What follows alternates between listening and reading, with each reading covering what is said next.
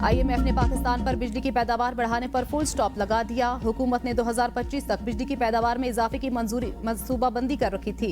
IMF ने मुतालबा किया बिजली की पैदावार बढ़ाने के बजाय माली नुकसानात कम करने पर तवज्जो दी जाए। बिजली की सलाहियत पहले ही ज्यादा, तरसीली निजाम बोझ उठाने के काबिल नहीं। तवानाई सेक्टर के माली नुकसानात और रिस्क कम करने के इकदाम होने चाहिए। बिजली निर्खों के फैसले बर वक्त किए जाएं। बिजली की लागत में कमी को यकीनी बनाने के लिए इस्लाहात लाई जाएं। बिजली की गैर जरूरी पैदावार बढ़ाने के इकदाम से गुरेज किया जाए। रवा माली साल पाकिस्तान की माशी तरक्की की रफ्तार 3.5% रहने का इम्कान। IMF ने world economic outlook update report के मुताबिक हुकूमत ने नई माशी तरक्की का हदफ 3.6% मुकर्रर किया। पॉलिसी रेट में साल के दूसरे हिस्से में कमी का इम्कान। गुज़श्ता साल पाकिस्तान में माशी शरह नमो 2% रही। आलमी मईशत इस साल 3.3% शरह से तरक्की करेगी। आलमी सतह पर महंगाई और शरह सूद बुलंद सतह पर रहने का इम्कान। IMF की आलमी सतह पर इजनास की कीमतें बढ़ने की भी पेशगोई। आलमी सतह पर अमूमी महंगाई बुलंद सतह पर रहेगी।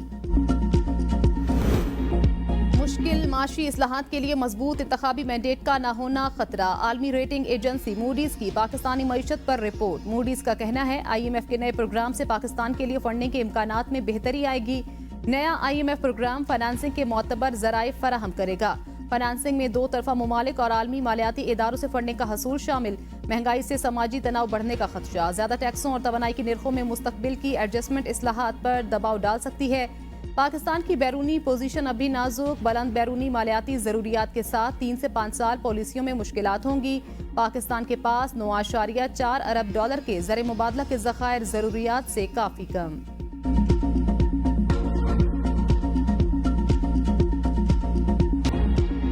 सुप्रीम कोर्ट के साबिक जज जस्टिस मुशीर आलम की एडहॉक जज बनने से माजरत। जुडिशल कमीशन के नाम खत में कहा, अल्लाह ने मेरी हैसियत से ज्यादा इज्जत दी। बतौर एडहॉक जज दोबारा मुंतखब करके जो इज्जत बख्शी उसके लिए कमीशन का मशकूर हूँ। नामजदगी के बाद सोशल मीडिया पर मुहिम से शदीद मायूसी हुई। मौजूदा हालात में बतौर एडहॉक जज काम करने से माजरत चाहता हूँ। जुडिशल कमीशन का इजलास 19 जुलाई को तलब। सुप्रीम कोर्ट के 4 साबिक जजेस को एडहॉक जज बनाने की तजवीज पर गौर होगा। चीफ जस्टिस ने एडहॉक जजेस के लिए 4 जजेस के नाम नामजद कर दिए। नामजद करदा जजेस में जस्टिस रिटायर्ड मुशीर आलम, जस्टिस रिटायर्ड मकबूल बाकिर, जस्टिस रिटायर्ड मजहर आलम मियां खैल और जस्टिस रिटायर्ड सरदार तारिक मसूद के नाम शामिल।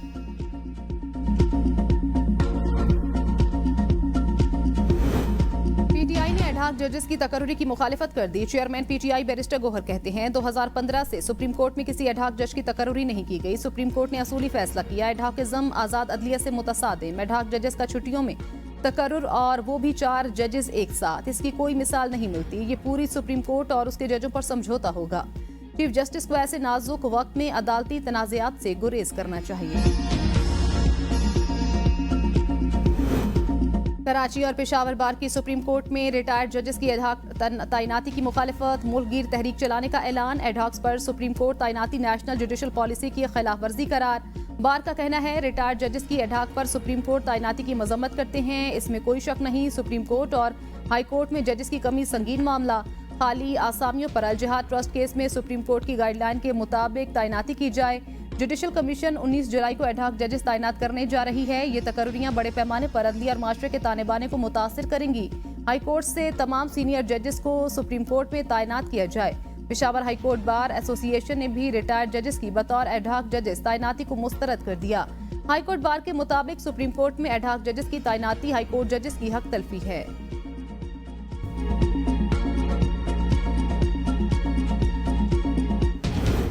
मखसूस नशिस्तों पर सुप्रीम कोर्ट का फैसला। इलेक्शन कमीशन का इजलास जुमेरात को तलब। इजलास में सुप्रीम कोर्ट के हुक्म पर अमल दरामद के मुख्तलिफ पहलुओं पर गौर किया जाएगा। सेक्रेटरी इलेक्शन कमीशन और दीगर हुकाम ब्रीफिंग देंगे। 12 जुलाई को सुप्रीम कोर्ट ने सुन्नी इत्तेहाद कौंसिल की मखसूस नशिस्तों के केस में पेशावर हाई कोर्ट और इलेक्शन कमीशन का फैसला कलअदम करार दिया। फैसले में तहरीक इंसाफ को मखसूस नशिस्तों का हकदार करार दिया गया। हमारी हुकूमत महंगाई की जिम्मेदार नहीं। 2018 का इलेक्शन चोरी करके लाडले की हुकूमत लाई गई। वजीर खारजा इसाक डार की मीडिया से गुफ्तगू। कहा, तहरीक इंसाफ बैरून ममालिक से मिलने वाले फंड्स पर चलने वाली जमात। नवाज शरीफ की हुकूमत को खत्म करके अफरा तफरी फैलाई गई। PDM को हुकूमत लेने का कोई शौक नहीं था। मुल्क डिफॉल्ट होने से बचाया। पाकिस्तान को माशी कुव्वत बनाने के लिए दिन रात काम कर रहे हैं। पीटीआई पर पाबंदी के लिए पार्लियामेंट में इत्तेहादियों के साथ मुशावरत करेंगे। आइन तोड़ने पर बानी पीटीआई साबिक सदर आरिफ अलवी और कासिम सूरी पर आर्टिकल 6 बनता है। पार्लियामेंट तहलील करने वालों के खिलाफ आर्टिकल 6 की कार्रवाई जरूर होनी चाहिए। वजीर दिफा ख्वाजा आसिफ की प्रेस कॉन्फ्रेंस, कहा पीटीआई मुल्क की सालमियत के खिलाफ काम कर रही है। ये बरमला कहते हैं बानी पीटीआई नहीं तो मुल्क नहीं। जो भी इदारा आइन शिकनी करता है वो आर्टिकल 6 का मुर्तकिब होता है। आइन को रीराइट किया जा रहा है। जो फैसला मांगा भी नहीं गया वो दिया गया। ये अक्टूबर नवंबर का इंतजार कर रहे हैं। इसके बाद ये 8 फरवरी के इलेक्शन पर भी हमला करेंगे।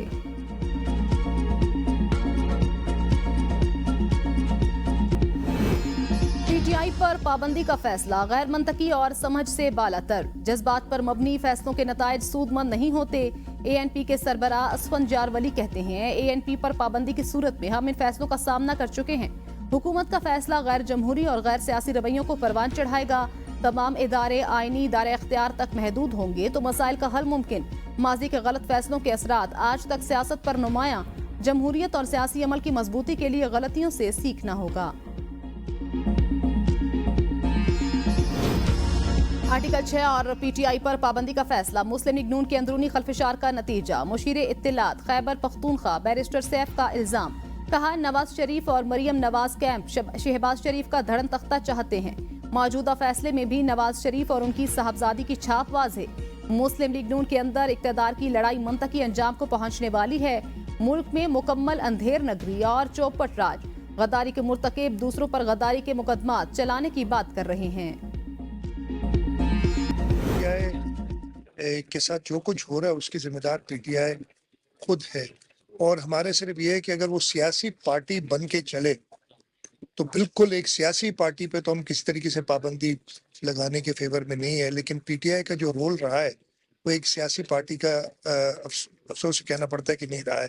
तो इस सिलसिले में अब देखें, ये मामला हुकूमत का फैसला है, वो कोर्ट्स जाएंगे, कोर्ट्स क्या फैसला करते हैं। पाबंदी लगने की जिम्मेदार पीटीआई खुद। तहरीक इंसाफ अगर सियासी जमात बन जाए तो हम पाबंदी के खिलाफ आवाज उठाएंगे। वजीर आला सिंध मुराद अली शाह की खैरपुर में सहाफियों से गुफ्तगू, कहा हम किसी भी सियासी पार्टी पर पाबंदी के हक में नहीं है, मगर ये फैसला विफाकी हुकूमत और अदालत ने करना है। अफसोस की बात है पीटीआई अभी तक सियासी जमात नहीं बन सकी। शेरी रहमान ने कहा तहरीक इंसाफ पर पाबंदी के फैसले का इल्म नहीं था। इत्तेहाद इस तरह नहीं चलते, हमें कोई इंदिया नहीं था। पीटीआई पर पाबंदी लगने जा रही है। अब पार्टी का जो भी फैसला होगा उसके साथ खड़े हैं। सुन्नी इत्तेहाद कौंसिल का 2 अरकान को कौमी असम्बली में रखने का ऐलान। सरबराह सुन्नी इत्तेहाद हामिद रजा और फैसल अमीन गंडापुर कौमी असम्बली में सुन्नी इत्तेहाद कौंसिल के रुकन रहेंगे। साहबजादा हामिद रजा कहते हैं सुन्नी इत्तेहाद कौंसिल के 2 अरकान कौमी असम्बली में मौजूद रहेंगे। मशकूक मैंडेट पर आई हुकूमत गौते खा रही है। साबिक वजीर खजाना मिफ्ता इस्माइल कहते हैं शहबाज शरीफ जबरदस्ती हुकूमत लेकर बैठे हैं। पीटीआई पर पाबंदी भी लगा रहे हैं। नून लीग के अपने ही लोग पाबंदी के फैसले की मुखालिफत कर रहे हैं। हुकूमत को इंतशार नहीं मुफाहमत की तरफ जाना चाहिए। 4 एडहॉक जजेस के साथ पाबंदी का फैसला करते हैं तो दुनिया आप पर हंसेगी।